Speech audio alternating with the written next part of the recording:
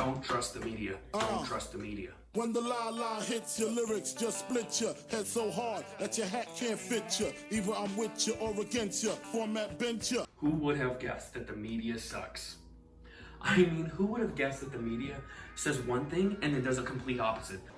You're starting to hear the Republicans, especially Trump calling it the Wuhan or the Chinese coronavirus. The Chinese coronavirus. Labeling COVID-19 a foreign virus. A foreign virus. Foreign virus? As a, quote, foreign virus. It's going to come across to a lot of Americans as smacking of xenophobia. It's going to come across to a lot of Americans as smacking of xenophobia. They're looking for someone to blame. I love that they have to shift what they believe and what they say based on what they can accuse the president of. Something's going on, and you ought to look into it as reporters. Where are the masks going? Are they going out the back door? He made this claim that there seem to be masks that are disappearing from New York, perhaps out a back door. He suggested, we want to make sure we point out, he suggested this without any evidence. We are, of course, working to fact check those claims. But I was hoping to get your response to what the president had to say along those lines. Well, I think his allegations about New York hospitals were beyond absurd. I talked to most of our hospital heads throughout New York City and the state, and I can tell you their hospital personnel are the heroes of this moment. One of the things we've heard from healthcare professionals, there have been thefts of medical equipment and masks from hospitals, believe it or not. Not just people taking a couple or three, just actual thefts of those products. I've asked the state police to do an investigation, look at marketplaces that are selling masks, et cetera, medical equipment, protective wear, playing into this, exploiting the anxiety. No one trusts the media, by the way. The media has died. Nobody trusts the media. They don't get it. They still haven't figured it out. But look at how they spin and swap and figure out a way to twist a narrative. Is it possible that your impulse to put a positive spin on things may be giving Americans a false sense of hope? No, I don't think so. Misrepresenting the preparedness right now. No, I don't think so. I think that, I think it's got... the not yet approved drug. Such a lovely question. Look, it may work and it may not work. And I agree with the doctor, what he said. May work, may not work. I feel good about it. Such is the media antagonism towards Trump that journalists are talking down the value of these drugs, seemingly because Trump is placing faith in them. They even blamed him when someone tried to ingest the drug ingredients in the form of fish tank chemicals. It's now one of 69 drugs being investigated as potential treatment against coronavirus. The problem, it has not yet been approved. And in Arizona, one man has died after an apparent attempt to self-medicate with that drug. So during the course of that segment, by the way, CNN never mentioned that the man ate aquarium cleaner and not medicine. They lied about the substantial, in fact, the central facts of what happened because they thought it might advance a political agenda. Yep, Trump derangement syndrome knows no bounds, but the US chief medical advisor explains there is good reason for confidence. Fundamentally, I think it probably is going to be safe, but I like to prove things first. So it really is a question of not a lot of difference. It's the hope that it will work versus proving that it will work. So I don't see big differences here. Also, the notion and the narrative that goes on that says that Trump never took this seriously, when he took action in January to ban travel from China, and then the media and Democrats called him xenophobic. He shut down travel from China to the U.S. in some capacity. And for this, the media smeared him, saying it was the wrong action. It's easy to forget that while impeachment is going on, Donald Trump is still in office, pushing his agenda forward. So while the trial continues, Trump is still doing president stuff.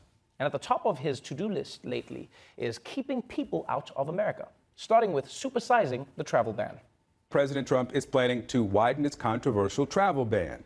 The plan will prohibit nearly all people from 7 countries. Now, the new restrictions are expected to be announced on Monday. Our country has to be safe. You see what's going on in the world.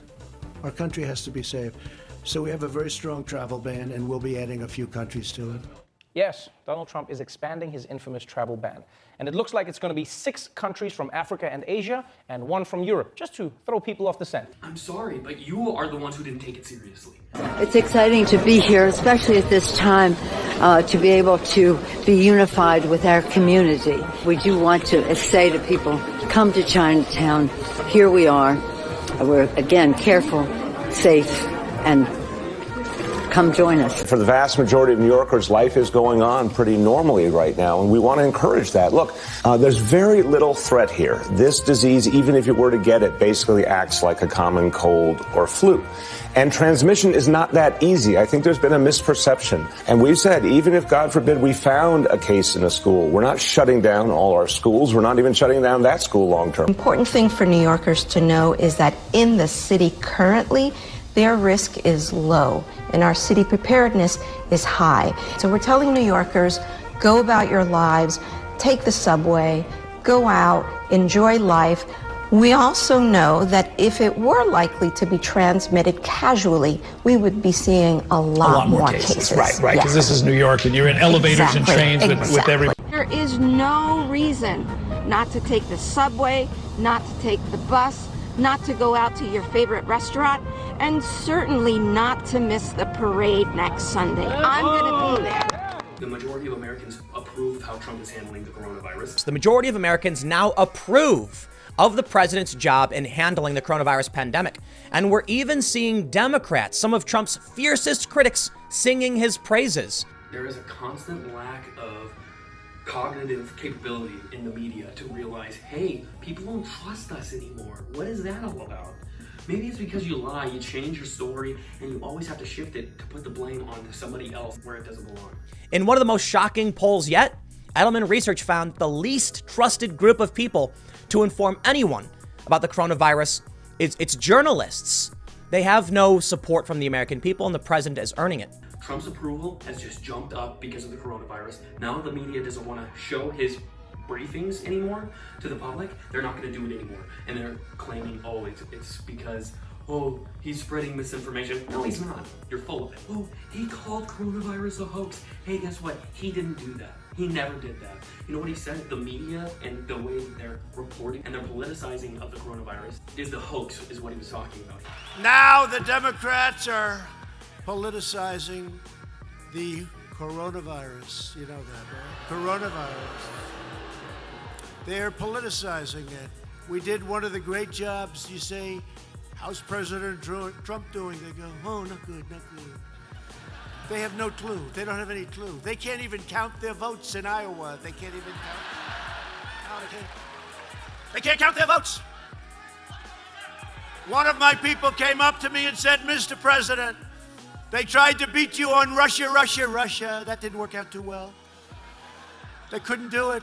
They tried the impeachment hoax. That was on a perfect conversation.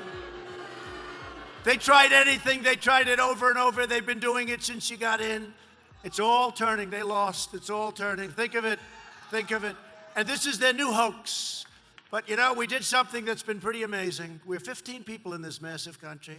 And because of the fact that we went early, we could have had a lot more than that. I think if you have watched any of my videos, you know I'm tired of the media. You know that I don't trust the media. The media will lie, and all they want is to cause fear and to have a story, okay? If there's no huge reaction, it's not news. It has to always be the world is ending. Always has to be the world is ending. In terms of the happy talk we've had on this front from the federal government, there is no sign that the Navy hospital ships that the president made such a big deal of, the Comfort and the Mercy, there's no sign that they'll be anywhere on site helping out anywhere in the country for weeks yet. The president said when he announced that those ships would be put into action against the COVID-19 epidemic, he said one of those ships would be operational in New York Harbor by next week. That's nonsense. It will not be there next week. Wrong. The Comfort now is just pulling into dock here in Midtown Manhattan. It is coming in under the guidance of 75 professional mariners and more than 1,000 Navy medical personnel on board, as well as some civilian volunteers as well. This morning, we all watched something absolutely extraordinary, absolutely inspiring as the USNS Comfort entered New York Harbor, coming here to save the lives of New Yorkers in our hour of need. So look at how the Democrats handled this. By the way, Congress has the lowest approval rating than ever. It's so bad. Nobody trusts Congress, nobody trusts the media, and they trust Trump more, and they're continuing to trust Trump more. well, you know what? That is what it is. I'm Cody Payne, and you know what? And leave your name and number after the beep. God bless.